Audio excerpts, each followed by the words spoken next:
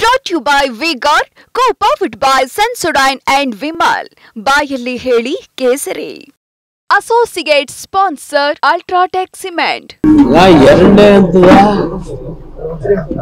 ಚುನಾವಣಾ ಮತದಾನಕ್ಕೆ 3 ದಿನಗಳ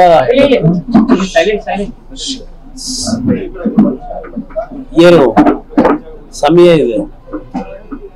ನನ್ನ ಅಭಿಪ್ರಾಯದಲ್ಲಿ ಮೊದಲನೇ ಹಂತದಲ್ಲೂ ಸಹ 14ಕ್ಕೆ 14 ಸ್ಥಾನಗಳು ಬಿಜೆಪಿ ಮತ್ತು ಜೆಡಿಎಸ್ ನ ಅಭ್ಯರ್ಥಿಗಳು ಗೆಲ್ತಾರೆ. ಎರಡನೇ ಹಂತದಲ್ಲೂ ಕನಿಷ್ಠ 13-14 ಸ್ಥಾನಗಳು ಗೆಲ್ತಕ್ಕಂಥ ವಾತಾವರಣ ಇದೆ. ಕಾಂಗ್ರೆಸ್ ನಾಯಕರುಗಳು ಏನೇ ಅಪಪ್ರಚಾರಗಳು ಮಾಡ್ತಕ್ಕಂಥದ್ದು ಏನೇ ಮಾಡಲಿ, ನರೇಂದ್ರ ಮೋದಿ ಅವರ ವಿರುದ್ಧ ಪ್ರತಿದಿನ ಇದು ತಗೊಳ್ಳೋಣ. ಇದು ಇನ್ವರ್ಟರ್ ಎಸಿ. ನೀವು ಗ್ಯಾಮ್ಲರ್ ಅಲ್ವಾ? ಗ್ಯಾಮ್ಲರ್ ಜೂಜಾಡ್ತಿರಲ್ವಾ? ನೀವು ಜೂಜಾಡ್ತೀರಾ? ಇಲ್ಲ, ಯಾರು ಏನು ಹೇಳಿದ್ರು ಅಂತ ನೀನು ಎಷ್ಟು ಕಾಸ್ಟ್ಲಿ ಹಾಗೂ ಡೆಲಿಕೇಟ್ ಎಸಿ ತಗೊಂಡು ಸ್ಟೆಬಿಲೈಸರ್ ತಗೊಳ್ಳಿಲ್ಲ ಅಂದ್ರೆ ಇದು ಜೂಜಾಟ ತಾನೇ.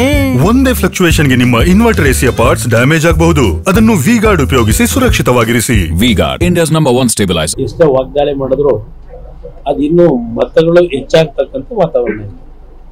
ಅದರಿಂದ ಈ ಚುನಾವಣೆ ಇವತ್ತು ದೇಶಕ್ಕೆ ನರೇಂದ್ರ ಮೋದಿ ಅವರ ಒಂದು ಅನಿವಾರ್ಯತೆ ಏನಿದೆ, ನಾಯಕತ್ವದ ಅನಿವಾರ್ಯತೆ, ದೇಶದ ಭದ್ರತೆಗಿರ್ಬೋದು, ದೇಶದ ಆರ್ಥಿಕ ಪರಿಸ್ಥಿತಿಗಳು ಸುಧಾರಣೆ ಮಾಡ್ತಕ್ಕಂಥದ್ದು ಇರ್ಬೋದು, ಅವರು ಅನಿವಾರ್ಯ ಅಂತಕ್ಕಂಥದ್ದು ಜನಸಾಮಾನ್ಯರಲ್ಲಿ ಭಾವನೆಗಳು ಮೂಡಿದೆ.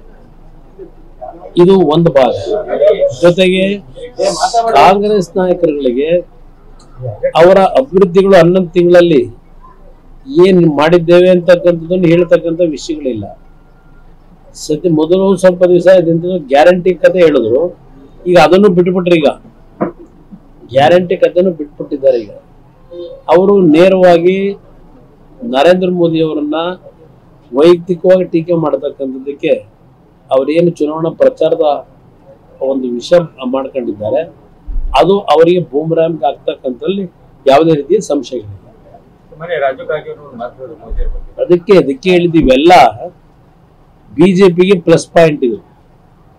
ರಾಜು ಕಾಗೆ ಅವ್ರ ಹೇಳಿಕೆ ಇರ್ಬೋದು, ಅಲ್ಲಿಂದ ಅದು ಎಂಥದೋ ನಿಮ್ಮ ಹಾಸನದ ಘಟನೆನ ನರೇಂದ್ರ ಮೋದಿ ಅವರಿಗೆ ತಳಕ ಹಾಕಿರ್ತಕ್ಕಂಥದ್ದು ಇರ್ಬೋದು, ಇದೆಲ್ಲ ಬಿಜೆಪಿಗೆ ಪ್ಲಸ್ ಪಾಯಿಂಟ್ ಆಗ್ತದೆ ಅನ್ನೋದು ನನ್ನ ಅಭಿಪ್ರಾಯ.